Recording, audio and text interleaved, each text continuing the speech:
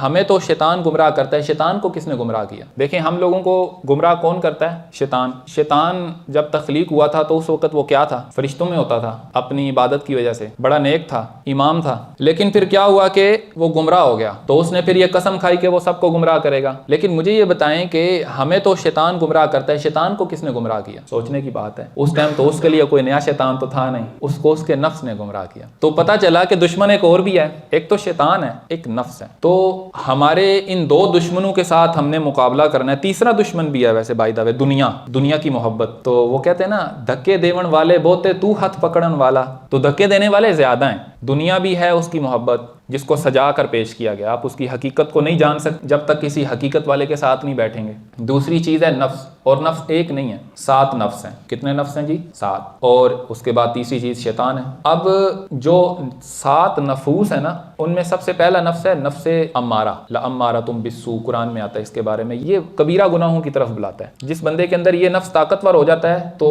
आप देखेंगे कि हम लोगों में ही कई ऐसे दोस्त होते हैं, बहुत बड़ा गुनाह भी कर लेते हैं, कोई फर्क नहीं पड़ रहा। तो गुनाहों की आदत पुख्ता होने की वजह से वो नफ्से अमारा उनका इतना स्ट्रांग हो जाता है कि वो फिर कोई मसला नहीं है उनके लिए। फिर जब आप किसी शेख की बैत करते हैं ना, जब आप किसी शेख की बैत करते हैं तो सबसे पहले आप नफ्से अमारा कत्ल करते हैं। नफ्से अमारा के बाद नंबर आता है नफ्से लवामा का, ये दूसरा नफ्स है। नफ्से लवामा मुलामत करता है, और उसकी मुलामत का ये तो जो भाई नेक काम करने की तरफ आते हैं उन सबको मुलामत करता है। वो सबसे पहले उसकी मुलामत ये होती है कि हरकतें तो तुम्हारी अच्छी है नहीं, और देखो जी अपनी तरफ से हाजी बने हो। उसमें बंदा क्या करता है? बंदा काम छोड़ देता है और जो बुरी हरकत है उसको जारी रखता है। जैसे टीवी देख रहे हैं, साथ में तस्बीह पढ़ रहे हैं, फिर फौरन ख्याल है अस्तगफिरुल्लाह, किस तरह की चीजें देख रहा हूँ, तस्बीह पढ़ लूँ, चलो तस्बीह साइड पे रखी, तो चलो भाई। अब ये जो नफ्स है ना जी, ये है जी नफ्से लवामा, तस्बीह छुड़ाने आता है, मुलामत करता है। अच्छा, एक और भी इसकी अलामत है, बंदे से गुनाह हो गया है, उसको इतनी मुलामत करेगा वो रब से मायूस हो जाएगा। ऐसे लोगों से मिले ना, जर तू जुम्मा नहीं पढ़ना, वो यार साड़ियां केड़े जुम्मे, असी केड़ा जाना, साड़ी मतलब नमाज तो मैं पढ़ता नहीं, जुम्मा पढ़ के मैंने क्या करना है। लाइक आदमी इतना मायूस हो जाए अपने रब से कि वो नेकी की तरफ आता ही नहीं है, वो समझता मेरा रब माफ ही नहीं कर सकता। आप मुझे ये बताएं, सारे सोच कर बताएं, क्या कोई बंदा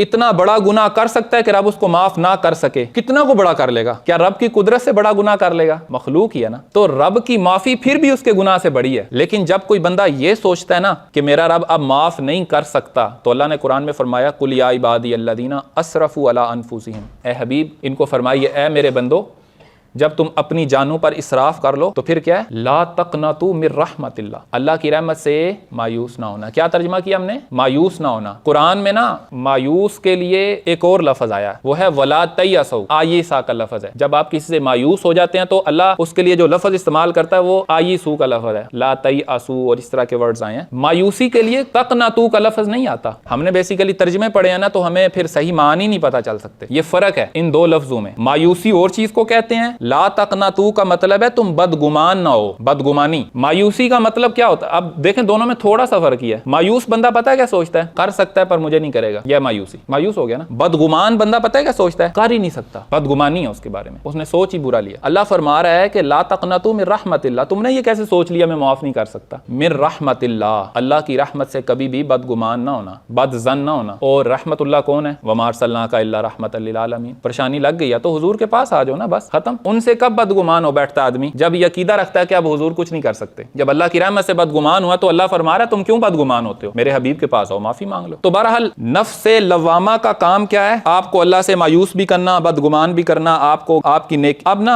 हर नफ्स के ना, आप आगे जैसे जैसे आगे जाएंगे, इनके दो तरह के फंक्शंस होते हैं। एक फंक्शन ठीक भी है और बुरा भी है। कैसे? अब नफ्से लवामा है ना, मुलामत करेगा, तो गुनाहों पर मुलामत करेगा, एक हद तक ठीक है, मुलामत हो रही है अंदर से। लेकिन जब इतनी ज्यादा करेगा कि अल्लाह से मायूस करेगा तो यहां पर ये खराबी पैदा कर रहा है। तो आपके शेख दूसरे नंबर पर इसको भी काट देते हैं। तीसरे नंबर पर फिर आता है, इसको कहते हैं नफ्स मुल्हिमा। ये जो लोग होते हैं ना, जिनको नेकी की आदत पड़ जाती है या नेकी करते रहते हैं, या फिर वैसे भी जो सफर वाले लोग हैं, इनको नफ्स मुल्हिमा से अब वास्ता पड़ता है। ये नफ्स मुल्हिमा क्या करता है? ये आपके अंदर से नेक काम करने का आपको इल्हाम करता है। अच्छा फंक्शन है इसका। लेकिन फिर ये इल्हाम करता है आपके अंदर मैं पैदा करने के लिए कि मैं कुछ बन गया हूं, मेरी ये बड़ी अच्छी रूटीन बन गई है, बाकियों की नहीं बनी। मैं अब तहज्जुद पर उठ जाता हूं, बाकी नहीं उठते। तो ये आप जैसे आपने देखा होगा कि वो बाज़ औक़ात बड़ा अच्छा नमाजी आदमी होता है, लेकिन पहली साफ में बैठकर पिछली साफ वालों को हकीर समझ रहा होता है। अब ये मुल्हिमा का फंक्शन चल रहा है, ये उसके साथ जो है ना थोड़ा थोड़ा हाथ कर रहा है। अब पता कोई नहीं चल रहा होता बंदे को, लेकिन ये हाथ कर रहा है। लेकिन इसका अच्छा फंक्शन यह है कि नेकी की आदमी को आदत हो जाती है और वो फिर बार बार उसको हुक्म भी देता है, साथ साथ में ये बुरा काम भी अपना। तो नफ्स से मुल्हिमा से बचना भी बड़ा जरूरी है। आपके शेख इसको भी काट देते हैं। ये उन लोगों के साथ होता है जो ट्रैवल कर रहे हैं, किसी शेख के पास नहीं गया तो जो जिसमें पड़ा वो सारी जिंदगी उसी में गिरफ्तार रहता है। लोग सारी जिंदगी अल्लाह से मायूस रहते हैं, सारी जिंदगी मुल्हिमा के साथ गुजार देते हैं, बाद लवामा के साथ गुजार देते हैं। तो जो आगे बढ़ा है, जिसने शेख को थामा है, तो उसके साथ ही मामला है। उसके बाद चौथा नफ्स आता है, उसको कहते हैं नफ्स मुतमइन्ना। ये औलिया अल्लाह का नफ्स है। आदमी ट्रैवल करता करता करता जब वली बन जाता है, फिर उसके नफ्स को नफ्स मुतमइन्ना कहते हैं। या तुहन नफ्सुल मुतमइन्ना, अल्लाह फरमा रहा है, ए नफ्स मुतमइन्ना इरजिई इला रब्बिक, अपने रब की तरफ लौट आ। अब होता क्या है कि जब आदमी वली बनता है तो उसको बशारत मिलती है, ला खौफुन अलैहिम वला हुम यहज़नून, कि तुम ना कोई खौफ है ना गम है, अल्लाह ताला ने तुम्हें अपनी रजा अता फरमा दिया। ये बशारत मिलती है, लिटरली मिलती है। ये कोई ख्वाबो ख्याल में नहीं है, ना इमेजिनेशन की दुनिया में नहीं होता। ये आपको आके बशारत दी जाती है, आदमी बेफिक्र हो जाता है और उसमें सुस्ती आ जाती है। वहां पर अल्लाह फरमाता है कि अभी तो रुकने का मकाम नहीं है, अभी तो आगे आओ, अभी इश्क के जहान और भी हैं, ठीक है। उसके बाद आगे या तुहन नफ्सुल मुतमइन्ना इरजिई इला रब्बिकी रादियतन मर्दिया, इसके आगे नफ्स रादिया है और फिर मर्दिया है और फिर कामिला है। ये तीन ऊपर के नफ्स हैं, ये औलिया के नफूस हैं। दूसरी जानिब है शैतान। शैतान को एक्सेस हासिल है आपके अंदर वसवसा डालने की। पता कैसे वसवसा डालेगा? आदमी को अल्लाह की तरफ से कोई नेमत मिली है ना, जैसे फातिहा पढ़ी, शेख ने कोई काम था, फातिहा शरीफ पढ़ी, काम हो गया, या अल्लाह से दुआ की, दुआ होगी, नेमत मिल गई, वसवसा डालेगा, वो एम ही हो गया, ये तो ऊंज भी हो जाना सी, तेरी दुआ नाल कोई नहीं होया, पहला वसवसा। अब आपको रब की नेमत पर शुक्र नहीं करने दे रहा वो, और रब का शुक्र करके क्या करोगे? ये तो वैसे भी हो ही जाना था, और तुमने मेहनत कर ली, तुमने बड़े अच्छे स्टैट्स बना लिए थे, बिजनेस तो सेट हो ही जाना था, तो तुम्हारी दुआ से तो कोई ऐसा फर्क नहीं पड़ा, पहली चीज। अब उसका मकसद यह है कि ये शुक्र करेगा तो इसको नेमत और मिल जाएगी। ऐसे ही आपने देखा मिलादुन नबी पर, मोमिनीन की ऊपर जो सबसे बड़ा एहसान है अल्लाह ने नबी अलैहिस्सलातु वस्सलाम की सूरत में फरमाया, और इस पर शुक्र करते हुए दो कौमें बन गई। एक कौम ने बिल्कुल इनकार कर दिया कि हमने शुक्र अदा ही नहीं करना हुजूर के आने का, नहीं करने देगा शुक्र आपको आपकी नेमत पर, लेकिन मोमिनीन है वो अल्लाह का शुक्र अदा करते हैं, ठीक है। इसी तरीके से शैतान, एक तो मैंने ये मिसाल के तौर पर दिए, वसवसा डालेगा। जैसे आप अल्लाह के रस्ते में 1000 रुपया देने का अहद किया, जी मैं 1000 रुपया जो है ना इस बारी अल्लाह के रस्ते में दे दूंगा, पहुंचे तो जेब में से 200 निकाल के दिया, चलो बाकी अगली बारी दे लांगे। अब ये जो है ना, ये शैतान है, ये वसवसा डाल रहा है। वो रस्ते में कह रहा है चलो इस बारी जरूरियात थोड़ी ज्यादा हैं, इस बारी जरा मामलात भी जरा सेटल नहीं है, खैर है, चल भाई 200 दे दिया, 300 दे दिया। तो अभी ये एक दुश्मन शैतान है, एक दुश्मन आपका नफ्स है, एक दुश्मन है दुनिया। दुनिया भी है, दुनिया की दुनिया आपको सरसब्जो शादाब करके इसकी चीजें दिखाई जाती हैं। और चौथी चीज है हवा। हवा कहते हैं आप ये समझ ले कि मेरी जो अकल सोच रही है ना वो ज्यादा बेहतर है। मतलब कि कोई भी, जैसे अब जिक्र है, जिक्र अल्लाह हो रहा था, अब ये जिक्र सहाबा इकराम से साबित है, सहाबा ने किया, सहाबा के बाद औलिया इकराम ने किया, जिनको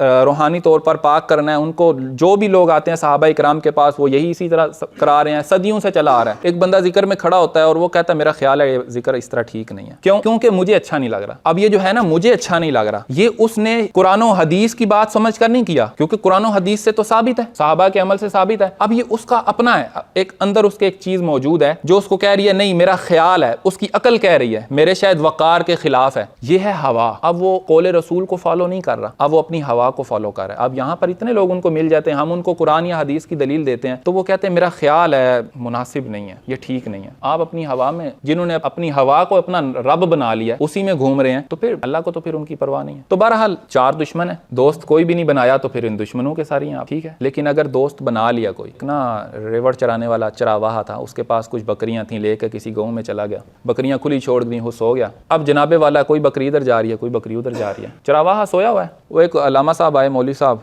उन्होंने डंडा चक लिया, उन्होंने कहा जी ये बकरियां में सारियां सीधियां कर देनी आज। वो जनाबे वाला बकरियों के पीछे भाग रहे हैं, एक के पीछे भागे तो दूसरी उधर निकल जाए, दूसरी के पीछे भागे तो पहली इधर निकल जाए। और बड़ी उन्होंने कोशिश की भाई किसी तरह डंडे से सीधी हो जाए, नहीं सीधी हुई, वो थक हार के चले गए। फिर एक सियाना बंदा आया, उसने आके क्या किया, उसने बकरियों को कुछ नहीं कहा, उसने चरावाहे को जगा दिया। वो चरावाहे ने उठ के एक आवाज लगाई, सारी लाइन में हो गई, बात खत्म। तो याद रखें ये जो नफ्स है ना ये बकरियों की तरह, ये कोई इधर जा रही है, कभी आपको क्या चीज दिल लुभाएगा, आज शाम को आप ये सोच रहे होंगे, सुबह को कुछ और सोच रहे होंगे, कभी क्या सोचेंगे, आपको घुमाते हैं। जो चरावाहा है ना आपका दिल है जो सोया हुआ है। अब अगर कोई डंडा लेकर आप पर शरीयत नाफिज करेगा तो शरीयत नाफिज कोई नहीं होने वाली, फतवे मौजूद नहीं है। निकालें, हाँ हमारे यहाँ मुआशरे में कितनी बुराइयां मौजूद हैं, चोरी करना गलत है, फलाना काम करना, झूठ बोलना, गीबत करना, हर चीज के बारे में तो फतवा मौजूद है, मसला कोई नहीं है। नेट से निकालें तो लाइन में आते हैं फतवे, पहला दूसरा तीसरा फतवा, सारे सब कुछ मौजूद है। उम्मत फिर भी सीधी नहीं हो रही, क्यों? हम डंडा लेके पीछे पड़ गए, और डंडा लेके पीछे पड़ने से बकरियों ने सीधा नहीं होना। कोई सियाना बंदा ढूंढे जो आपके चरावाहे को जगा दे। जिसका चरावाहा उठ गया,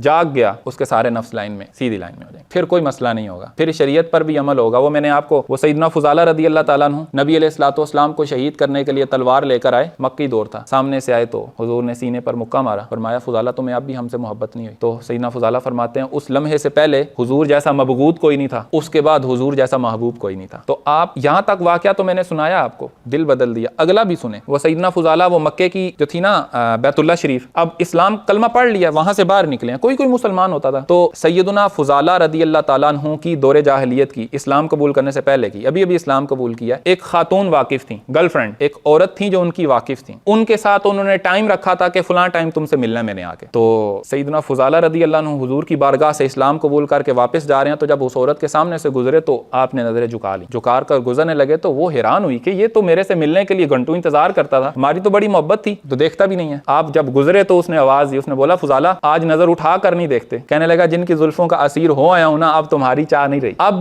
दिल कहीं और लग गया। मेरी बात समझ आ रही? मुझे ये बताएं कि सैयदना फुजाला को किसने समझाया था शरीयत में गैर महरम को नजर उठा कर नहीं देखना? किसने समझाया ये सारे असूल? किसने बताया था कि बाजार में जाएं तो कैसे नजर बचाते हैं? ये नजर कैसे झुक गई जो हमारी नहीं झुक पा रही? दिल साफ होने से। हुजूर ने फरमाया ना पूरी जिस्म में एक ही लोथड़ा है, उस लोथड़े को साफ कर लो तो जिस्म साफ हो जाएगा। वो स्नैन भाई बड़ी मजेदार बात करें, हम लोग किसी को नेक करना चाहे ना, हमारे यहाँ पर जो तंजीमियां नेक करने के लिए बड़ी कोशिशें कर रहे हैं, चलो जी दाढ़ी रख लो, चलो जी कपड़े शपड़े सेट कर, जाहिर पर काम करना शुरू करा देते हैं। हुजूर ने फरमाया पहले दिल सेट होगा तो जिस्म पर उसके असरात आएंगे। दिल ही नहीं सेट किया, जितनी मर्जी आप उसके जाहिर के ऊपर कोशिश कर लें, वो फिर वहीं का वहीं होगा। ये चार दुश्मन है, दोस्त एक ही है अगर किसी ने बनाया। औलिया कहते हैं कि जिसका कोई शेख नहीं है उसका शैतान शेख है, तो जिसने तो अल्लाह वाले को शेख बना लिया तो वो फिर इंशाल्लाह इनसे निकाल लेगा। सज्जा हथ खब्बे नु तोवे ते खब्बा सज्जा तोवे, तू किसे दा हो मोहम्मद तेरा भी कोई हो। तो ये सारा मामला। हफ्तावार लेक्चर में शिरकत के लिए अपने करीबी बुरहानिया के सेंटर में तशरीफ़ लाएं। अल्लाह हमें अपने अकायद की इस्लाह की तौफीक अता फरमाए।